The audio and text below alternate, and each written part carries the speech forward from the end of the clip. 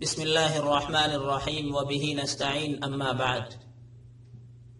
محترم بزرگوں اور بھائیوں، انشاءاللہ آج ہم آپ کو یہ بتائیں گے کہ قربانی کے جانور کو ذبح کرنے کا مسنون طریقہ کیا ہے اور اس کے آداب کیا ہے، اور ذبح کرنے والے کے اندر کیا کیا شرائط کا پایا جانا ضروری ہے۔ ذبح کہتے ہیں جانور کی 4 رگوں کے کاٹنے کو۔ نمبر 1 سانس کی رگ، نمبر 2 کھانے پینے کی رگ، نمبر 3 اور 4 خون کی رگ۔ ان 4 رگوں کے کاٹنے کو ذبح کہتے ہیں۔ سانس کی رگ کو نڑکھڑا بھی کہتے ہیں، اور یہ گلے کے اندر سب سے بڑی رگ ہوتی ہے۔ ذبح کی شرائط: نمبر 1 ذبح کرنے والا مسلمان ہو۔ نمبر 2 ذبح کرتے وقت اللہ کا نام لیا گیا ہو۔ نمبر 3 4 رگوں کا کاٹنا یا اکثر کا کاٹنا۔ ان تینوں شرطوں کا پایا جانا ضروری ہے۔ اگر ان میں سے ایک بھی شرط نہیں پائی گئی تو جانور حلال نہیں ہوگا بلکہ حرام ہوگا، اور جانور کا گوشت کھانا بھی حرام ہوگا۔ قربانی کے جانور کو ذبح کرنے کا مسنون طریقہ: ذبح کرنے کا مسنون طریقہ یہ ہے کہ اپنے جانور کو خود ذبح کرے۔ اگر ذبح کرنا نہیں جانتا تو جانور کے پاس حاضر رہیں، اس لیے کہ نبی علیہ السلام نے اپنی قربانی اپنے ہاتھ سے کی۔ امام مسلم علیہ الرحمہ نے اس حدیث کو بیان کیا۔ دوسری حدیث حضرت امام مسلم علیہ الرحمہ نے ہی بیان کی ہے۔ وہ فرماتے ہیں کہ اللہ کے نبی علیہ السلام نے اپنی لخت جگر حضرت فاطمہ رضی اللہ عنہا سے کہا کہ جس وقت آپ کا جانور ذبح ہو تو اپنے جانور کے پاس حاضر رہو، اس لیے کہ اللہ تبارک و تعالی خون کا قطرہ زمین پر گرتے ہی تمام گناہوں کو معاف فرما دیتا ہے اور قربانی کرنے والے کی مغفرت فرما دیتا ہے۔ عورت اس وقت جانور کے پاس رہ سکتی ہے جب تمام لوگ اس کے محرم ہو۔ اگر وہاں کوئی غیر محرم ہے تو عورت کے لیے وہاں رہنا جائز نہیں۔ نمبر 2 قربانی کی نیت دل سے کرنا کافی ہے، زبان سے کہنا ضروری نہیں۔ البتہ ذبح کرتے وقت بسم اللہ اللہ اکبر زبان سے کہنا ضروری ہے۔ نمبر 3 جانور کو ذبح کرنے کے لیے قبلے کی طرف لیٹاؤ اور یہ دعا پڑھو: انی وجہت وجہی للذی فطر السماوات والارض حنیفا وما انا من المشرکین ان صلاتی ونسکی ومحیای ومماتی للہ رب العالمین لا شریک لہ وبذالک امرت وانا اول المسلمین۔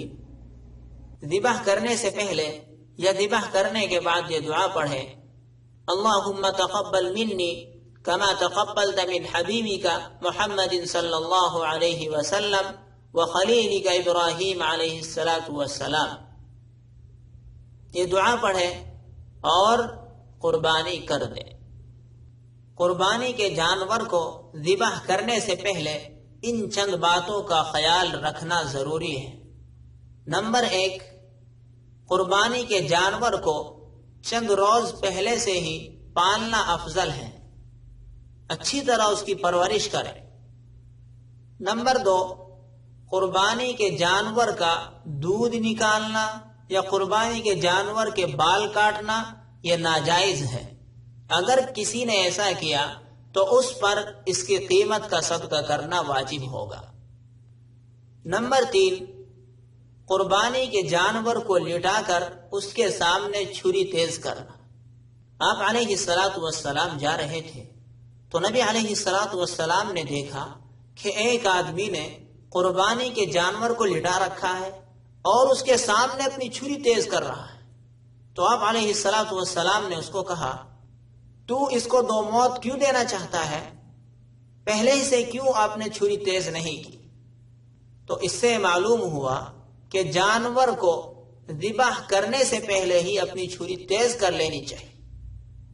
دوسری حدیث امام مسلم علیہ الرحمہ نے بیان کی، وہ فرماتے ہیں کہ اللہ کے نبی علیہ السلام نے ارشاد فرمایا کہ اللہ نے ہر چیز میں احسان رکھا ہے، تو تم اگر کسی کو قتل کرو تو احسان کے ساتھ قتل کرو، اگر ذبح کرو تو احسان کے ساتھ ذبح کرو۔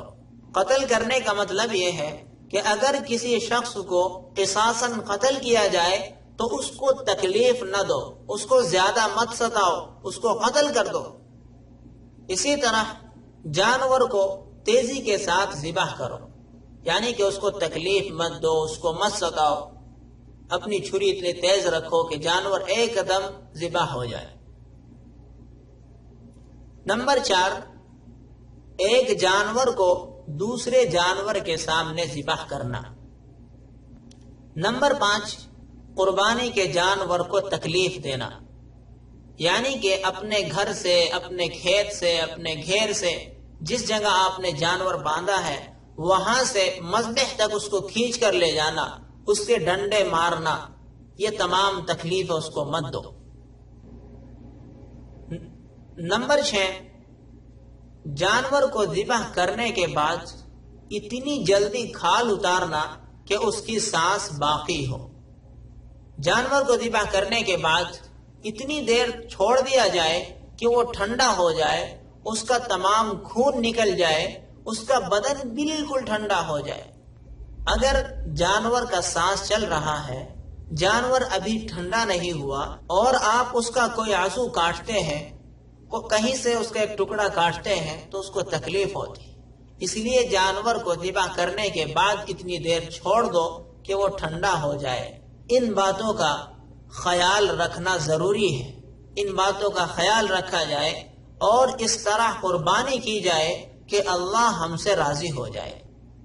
یہ کچھ باتیں تھی قربانی کے جانور کو ذبح کرنے کے تعلق سے۔ اللہ تعالی ہمیں ان پر عمل کرنے کی توفیق عطا فرمائے۔